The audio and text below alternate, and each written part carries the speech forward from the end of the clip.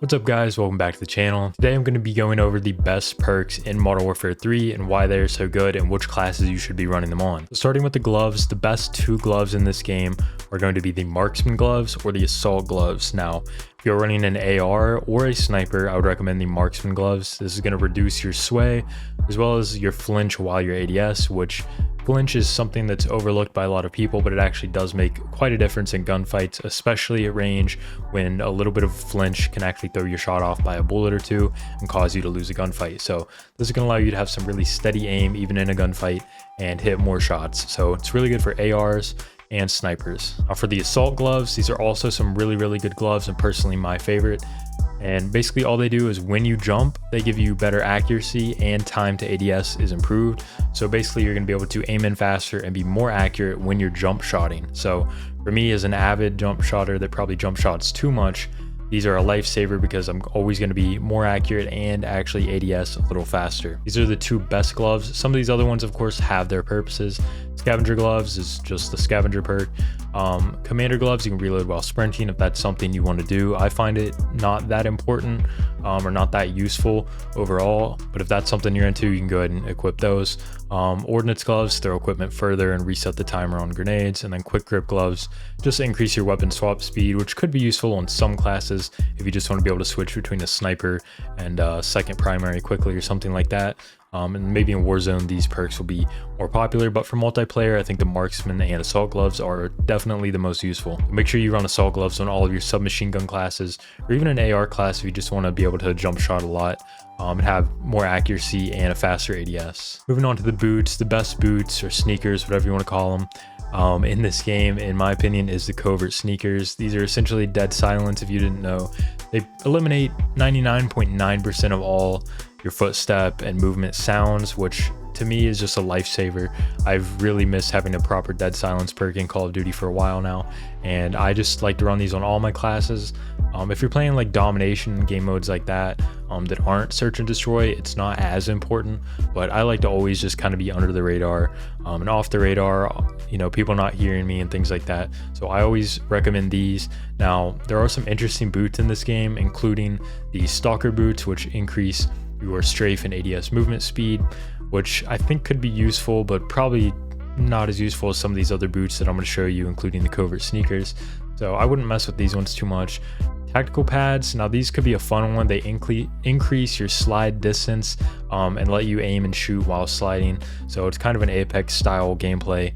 I don't think they're that useful in Call of Duty, but definitely a fun thing to play around with. Then you have your running sneakers, which increase your tac sprint duration and just let you run a lot longer with that tac sprint, which could be useful if you're really trying to hit some rush routes or something like that where you want to tac sprint for longer.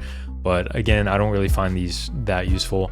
Climbing boots increase your climbing and mantling speed. This is sort of like dexterity from Black Ops 2, which was popular in that game, but in this game I think mantling and climbing is already decently fast compared to some previous games, so I don't think they're that necessary.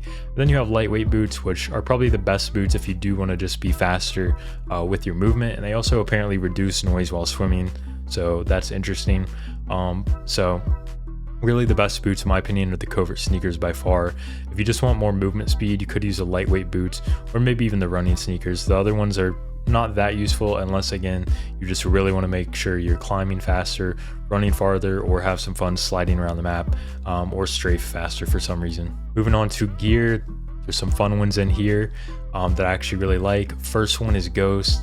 Like I said earlier, I like to stay off the radar. It's a must-have for me playing public matches. I don't want to be on UAVs any more than I have to be, so I run Ghost. I make sure I'm moving all the time and not camping, because if you're not moving, it's not going to work. So Ghost is my number one. Number two is probably EOD padding. This will help you not get killed by grenades and Semtexes all the time. I personally don't really care if I die to a nade, oh well. I still prefer Ghosts, but if you do find yourself dying to nades a lot, you can use EOD padding. Same thing goes for tacticals. If you find yourself getting hit by tacticals all the time and it's really frustrating you, you can put on tac mask and it's going to help a little bit. Not a whole lot, but definitely a little bit, and it's definitely not a bad perk. Moving on to some of these other ones, you have mission control, which just reduces your kill streak costs. If you're like me and you really struggle to get kill streaks, I recommend using this one because it can get it You can get your streaks a little bit easier, but I'm not a kill streak player, so I don't even bother with that. Conduction headset, if you want to, if you want to really hear the enemies, especially the ones that aren't running covert sneakers, I guess you can wear this. It's like a built-in sound EQ. Not for me. If you want to use it, go ahead, it's there, but again, not for me. This is a really useful one though, mag holster. It improves your reload speed. It's like sleight of hand from the old days. This one I do like to substitute in for a ghost sometimes. So basically, if I'm not running ghost, I'm gonna be running mag holster to reload faster. It's actually a good bit faster and actually pretty beneficial. So I recommend mag holster if you don't really want to bother running ghost. I think mag holster is definitely the second best perk, perk 3 or gear, whatever you want to call it, in the game. And then some of these other ones I haven't really messed with much. I think they're pretty useless. Black light flashlight shows recent enemy footsteps, so it's like the tracker perk. I mean, you can use it if you need a crutch perk, but I don't really find it that useful. LR detector warns of laser and radiation sources. If you're playing people with a lot of lasers, maybe this is useful, but generally not very useful. Threat identification system. While your ADS, you automatically ping enemy locations and crosshairs. I guess this could be fun if you're playing with a squad, but again, pretty useless compared to perks like ghosts and mag holsters that are going to be useful all the time no matter what. Then you have your signal jammer. Pretty standard, not really that useful unless people are spamming equipment and you're just getting tired of it. Hijacked if strobe. This makes you undetectable by AI targeting systems and thermals. Again, pretty situational here. Definitely better perk 3s or gear that you can use.